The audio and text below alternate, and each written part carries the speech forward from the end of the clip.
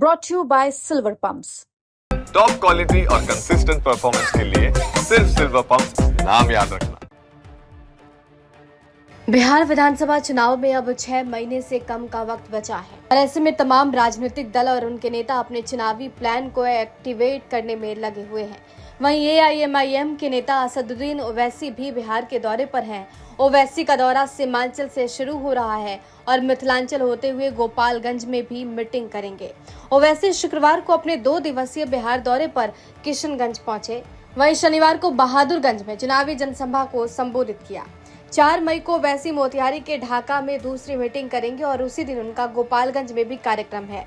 बिहार चुनाव को देखते हुए ओवैसी का ये दौरा उनका चुनावी शंखनाद माना जा रहा है।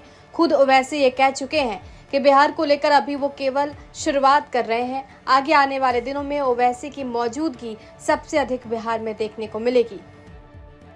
असदुद्दीन ओवैसी की पार्टी एआईएमआईएम ने 2020 में विधानसभा चुनाव में बिहार के अंदर पहली बार अपनी किस्मत आजमाई थी। तब सीमांचल के इलाके में ओवैसी की पार्टी ने जो नतीजे दिए उसमें न केवल राजनीतिक पंडितों को चौंका दिया बल्कि ये भी माना गया कि तेजस्वी यादव अगर मुख्यमंत्री बनते बनते रह गए तो उनकी बड़ी वजह ओवैसी और उनकी पार्टी रही। बिहार में जिस एमवाई समीकरण पर आरजेडी अपना पूरा एकाधिकार रखती आई है उसमें ओवैसी की पार्टी ने सीमांचल के इलाके में बड़ी सेंधमारी की थी। यही वजह रही कि सीमांचल में ओवैसी की पार्टी को 5 सीटें हासिल हुई। कई ऐसी सीटें भी रही जहां ओवैसी की पार्टी के उम्मीदवारों की वजह से महागठबंधन के उम्मीदवारों की हार हुई। कुल मिलाकर अगर महागठबंधन और तेजस्वी यादव बहुमत के आंकड़ों से फिसल गए तो उसमें ओवैसी फैक्टर सबसे खास रहा।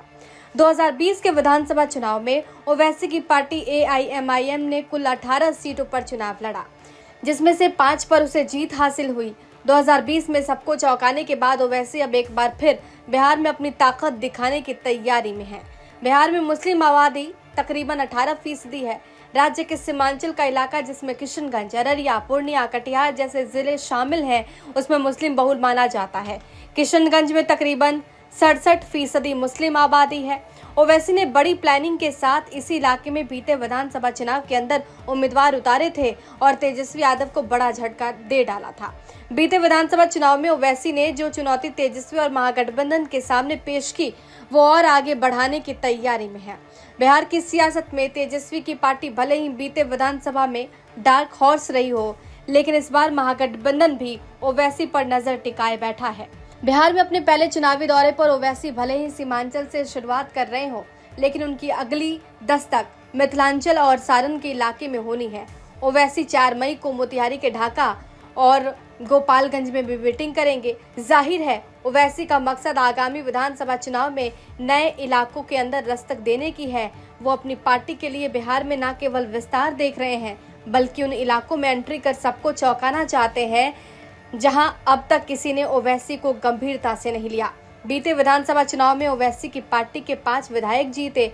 तेजस्वी यादव को इस जीत से भले ही झटका लगा हो, लेकिन बाद में तेजस्वी ने हिसाब चुकता करते हुए ओवैसी की पार्टी के 4 विधायकों को तोड़कर आरजेडी में शामिल कर लिया। अब देखना होगा कि ओवैसी अपने चुनावी शंखनाद का आगाज कैसे करते हैं और उनका पहला निशाना किस पर होता है। पटना से शशि भूषण की रिपोर्ट, बिहार तक।